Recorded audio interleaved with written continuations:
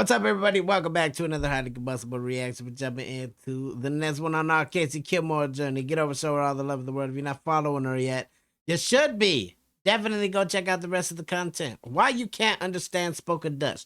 Probably because my brain doesn't fire on that many pistons to where when you're speaking it, I can take the words that I know and rearrange the sentences from Dutch to English and back and vice versa.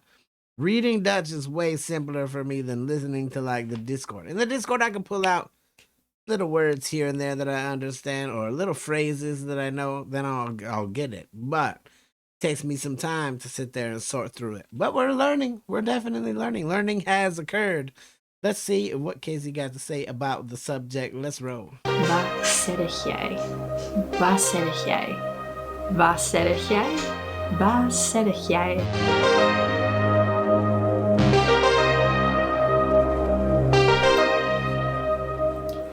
This video is sponsored by Skillshare. I get a lot of comments from Dutch learners who say that their biggest hurdle is understanding spoken Dutch. I know I went through this as well when I had entered the Netherlands finally, and I thought I had a pretty good grip on the language. I had dedicated a massive amount of time to understanding the intricacies and the ins and outs and grammar structures and all that stuff before I even got here. And yet landing in the country and listening to natives totally blew me away. It was far more difficult than I had expected. And I know that through all of my studies, the Netherlands has some pretty standardized rules about how to speak and how to spell. So in most languages, you have what is called vowel shortening, where the vowel is made a lot shorter than what it normally would be pronounced if saying the word in isolation. You also have assimilation when it becomes a totally different sound. And then you have elision. So that's when the sound is totally taken off. These things aren't written down. This is part of every single spoken language, and that's what makes spoken language so unique. That's when we get to express our accent and our dialect, and these things are influenced by how fast we're speaking and how important a word is in the sentence. Y'all do speak fast. Dutchies speak fast as hell. Dutch is no exception. Dutch has this as well.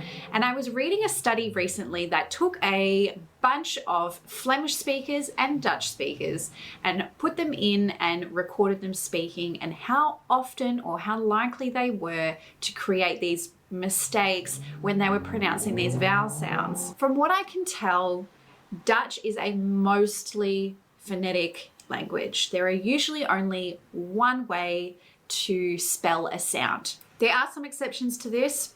I'll leave them in the description below, but let's talk in a general sense. You can spell the word ow using AU or OU. The sound with IJ, the I, is spelled and sounds the same as EI. And if you take a word like herfordelen, you can see that there's only single E's used, but there's almost 3 types of different pronunciations for this letter E. It's only natural that Dutch is also affected by such speech patterns. They have nearly 200 different dialects in this country, and that completely influences the way that people communicate with each other. The confusion is... It completely influences whether or not I can understand you as easily as well. For learners of Dutch, when they read a certain version and then they hear something that doesn't sound like what they thought they were reading. So an example of this happened... That's how it is with me. I read and I can understand a lot more because I'm able to do some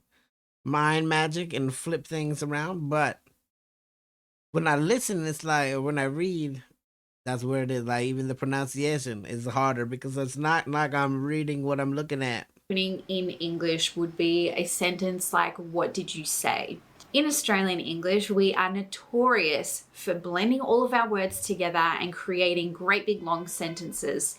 And similar in the way that French do this. A sentence for me, what did you say, would sound more like, what did you say? And you can hear that all of those vowel sounds, so the R in what, the T is become a D, so I'm changing a lot of the sounds, and it almost if you were to write what I said, looks completely different to how an English learner would have read it. These similar things can happen when people are speaking Dutch. Woojer, the T is not so hard, and if you throw in a dialect over the top, Woojer, it doesn't even sound like how it's written anymore. No. I remember when I was first listening to spoken Dutch, and obviously being in the Randstad area, people were dropping the N. And I would say, why is it said laren instead of laren? There's clearly an N there. And everything that I had read had told me Dutch is basically a phonetic language. There are no silent letters. There are no silent letters, my at. You might still hear it, but it's definitely not there. The dropping off of the N confused me at first, and then I started realizing it when I was saying it without the N completely. Then people were like, oh, that's how you say it. You did it right. Why wasn't anyone saying the N? In other parts of the Netherlands, they actually do pronounce the N, but they swallow the E sound. So instead of saying something like, wij gingen lopen, is how I would say it. But then some dialects say, wij gingen lopen. I don't even know if I can say it like that properly, but they essentially drop the E sound and just smush the verb and the N together. So essentially this study showed that most people are likely to shorten a vowel sound. So some of these longer vowels that you hear in words, ban, man, stan, they actually shorten them so it would sound like they were actually spelt with one A. This choice is usually picked up by Flemish speakers, so Flemish people are more likely to shorten a vowel. So the same study said that Dutch speakers actually had more variation in how they decide to change the vowel sound. So whether that was changing it to a schwa, shortening it, lengthening it, deleting it. Yeah, deleting it all together. The combinations were all over the place, which just goes to show how and why it's so difficult to understand spoken Dutch. Skillshare is an online learning community with thousands of inspiring classes for creators, workers. Literally, there's anything you can think of on there. You can explore new skills. You can learn more about passions that you already have. I know that I've been using Skillshare for a while now, and I've used it both to do creative things, but I use it in my everyday work. I have come across this class by Jack Zerby, and it's about copywriting, and it's called Copywriting Basics for Successful Sales. And I learned so much information about the basic principles of copywriting and how to write good copy, which is something that I have to do for my job. Skillshare is curated specifically for learning, meaning there are no ads, and they're always launching new and premium classes so you can stay focused and follow wherever your creativity takes you. The first 1,000 of my subscribers to click the link in the description will get a 1-month free trial of Skillshare so you can start exploring your creativity today. Thank you to Skillshare for sponsoring this video. So I haven't heard much about Skillshare, but then if I don't want to learn some new things, I'm going to check it out. Over this first hurdle, there is a second one. As I mentioned before, the Netherlands has almost 200 dialects. So the most confusing aspect is when these diphthong sounds, so the combined vowel sounds, can actually be changed for something completely different. Now, I made a video on this, and I will link it below or here or wherever, and I gave some examples of how these different dialects function and how they actually swap out certain sounds, and this can sometimes follow a pattern. So some quick examples of this is in Brabant. They have a tendency in some areas, this is very general because again, each village can have its own dialect. See, and then I'm always going to feel like I'm saying it wrong anyway. Even when we are completely fluent, I'm going to feel like, oh my God, I'm saying it wrong. Because you never know. People are all from all over the different places. They can lengthen their I sound. So a word like ik becomes eek. Some regions will also lengthen their U sound to U. So bus, booze. See, that was one of the hardest things. The OU sound. That my mouth doesn't even form into that shape. That's why you have to teach, you have to like train your mouth to make sounds that it ain't never made before and that you've never been really introduced to, accustomed to. Nobody ever makes a ooh sound like. Maybe. And like I mentioned before, the sentence wat zeg je becomes was zeg jij, I think. Not I think, in my worst Brabants. accent ever. Drents en Achterhoeks, Achterhoeks. Drents en Achterhoeks.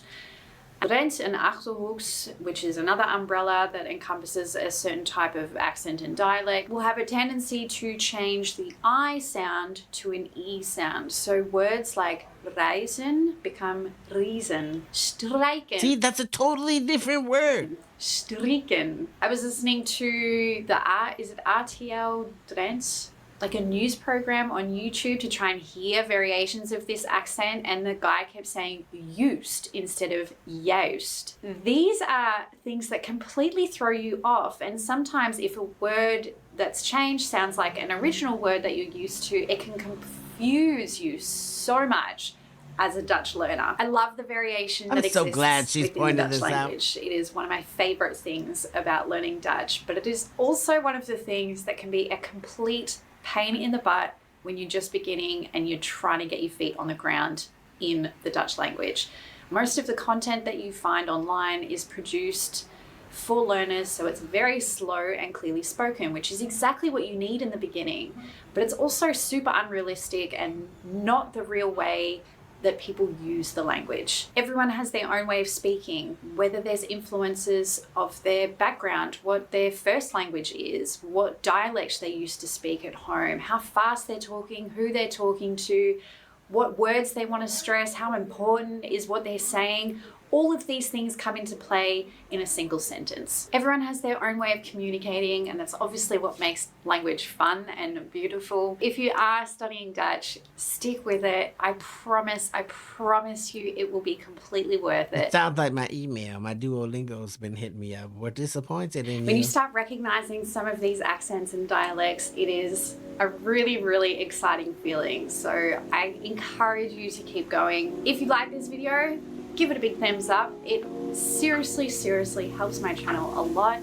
Leave a comment below if you've got any questions, any suggestions for videos, and I'll see you in the next video.